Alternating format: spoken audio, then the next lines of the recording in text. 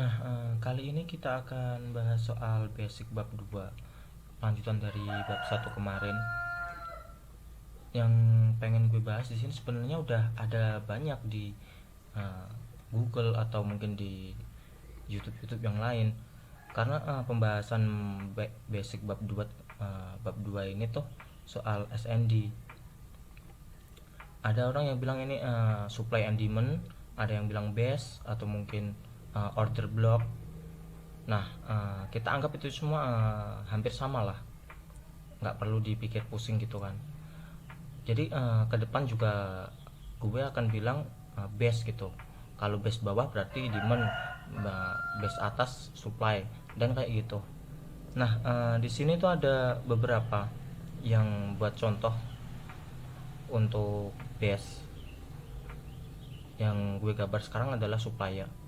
Di sini nomor satu, ini yang sering kita jumpai dan udah banyak materi juga di YouTube yang lain. Supply yang valid itu harus minimal body candle up atau bullish candle itu termakan oleh candle bearish. Contohnya seperti nomor satu ini dikatakan pembalikan yang valid. Dan untuk yang nomor dua ini bisa dibilang tidak valid, tapi cuman kalau misalkan ada konfirmasi di TF yang lebih kecil, itu nanti akan bisa diartikan valid juga, tergantung dari tren dan uh, struktur marketnya.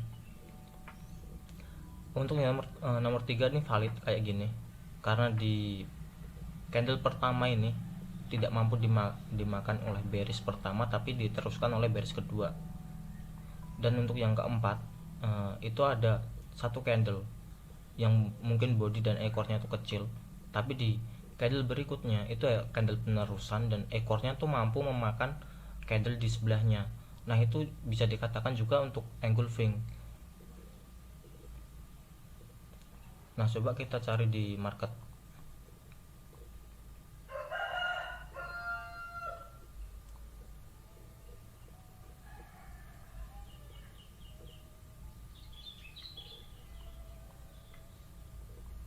Nah, ini misalkan seperti yang ini, kasus yang ini valid engulfing.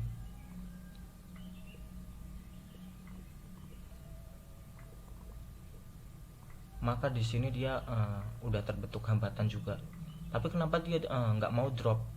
Karena di struktur marketnya itu, di market trend, dia itu belum sampai ke area supply yang sebenarnya, atau supply yang di TF yang lebih besar, yaitu daily atau mungkin weekly. Nah, untuk yang kasus seperti ini, apabila ada muncul engulfing sebelum dia masuk ke base atau mungkin supply, demand, atau apapun itu, dan udah terbentuk pembalikan, kita akan menunggu konfirmasi kedua, yaitu bagaimana reaksi market. Apakah di supply yang ini, yang pembalikan pertama ini, dia mengebreak lagi ke bawah untuk penerusan, atau dia malah balik lagi seperti sekarang, ya seperti yang di gambar ini, dia naik sampai dia masuk ke benar-benar supply-nya, supply yang ada di sebelah kiri jauh daily. Dan di sini itu pun juga nggak bisa langsung dibuat patokan. Kalau misalkan ada engulfing dia akan langsung terjun bebas gitu kan. Itu belum termasuk apa ya, belum termasuk kategori yang valid untuk dijadikan untuk trade. Harus minimal tuh harus ada beberapa faktor agar kita itu mendapatkan validasi penentuan arah market, dan tidak asal langsung masuk untuk melakukan entry. Nah, kita untuk kali ini nggak akan bahas soal market dulu, lebih ke arah pemahaman basic atau mungkin gambarnya dulu untuk bab 2 ini. Kalau mungkin analisa marketnya akan diteruskan di bab selanjutnya. Kita akan coba cari-cari untuk contoh-contoh base. dan di sini ada contoh base lagi. Nah, ini dikatakan valid karena bullish termakan oleh 2 atau 3 candle di depannya. Ini udah jadi base. Ada orang yang nyebutnya ini drop base drop, dan kalau gue pribadi akan nyebutnya ya base aja gitu biar lebih simple.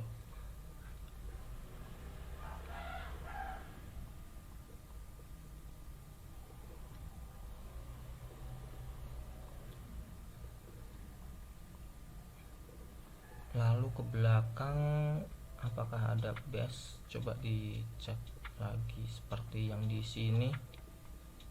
Di sini valid base.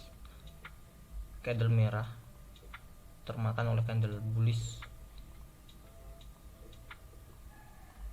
yang membuat market itu naik.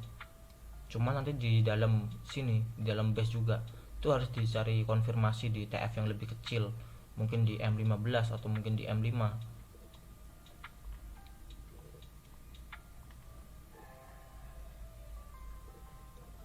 Dari story ke belakang,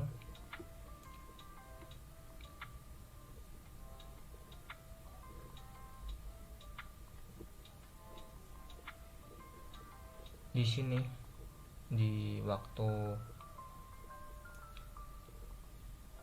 doji ada yang bilang ini pin bar. Ini juga valid membalikan kalau di TF yang lebih kecil. Ini kan di H4. Coba saya kecilkan TF-nya di 23 November ya, 23 November 30.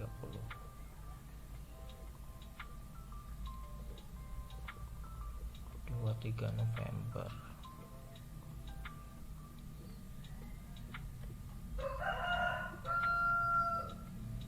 Nah, di sini saya yakin waktu ini dia pasti news ini, karena bentuk candlenya kayak gini. Biasanya tuh akibat dari news yang high impact. Dan setelah news dia itu membuat signal lagi di sini. Candle merah ini termakan oleh candle bullish yang lumayan gede di sini, dan itu bisa disebut dengan faktor pembalikan lagi. Maka saat harga itu masuk lagi untuk melakukan tes terhadap base yang ini, seperti yang dilakukan di ekor yang ini merah, itu kita bisa melakukan entry atau mencari titik entry yang lebih akurat lagi, mungkin di M5 atau mungkin di M1 untuk melakukan entry di sini. Jadi walaupun dia itu membentuk base yang fresh, yang baru gitu, belum tentu base itu bisa kita gunakan untuk entry. Jadi kita harus cari lagi tuh di dalamnya, mungkin di TF yang lebih kecil, atau mungkin dari faktor trend, struktur market, atau mungkin apa gitu. Mungkin kalau kalian yang memakai indikator atau mungkin apa gitu, bisa digabungkan juga di situ untuk melakukan trade yang untuk mendapatkan titik harga yang benar-benar bagus gitu untuk versinya trade kita gitu. Kalau misalkan kita ada entry di sini buy, kita juga udah dapat di sini.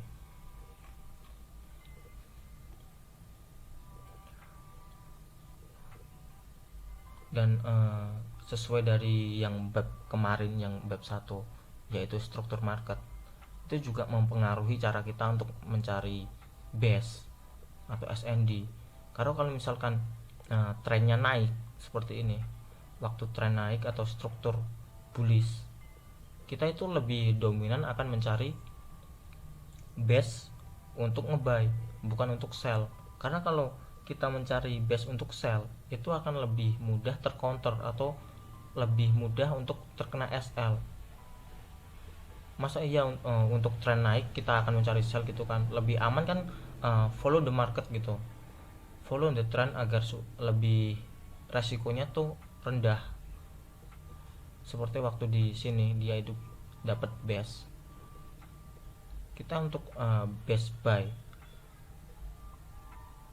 dan TP minimal gitu, atau mungkin TP aman gitu kan. itu di harga last high-nya dia, seperti waktu itu di sini, dari base ini ke sini, garis ini itu bisa dikatakan TP aman, atau mungkin kalau mau partial di tengah juga bisa.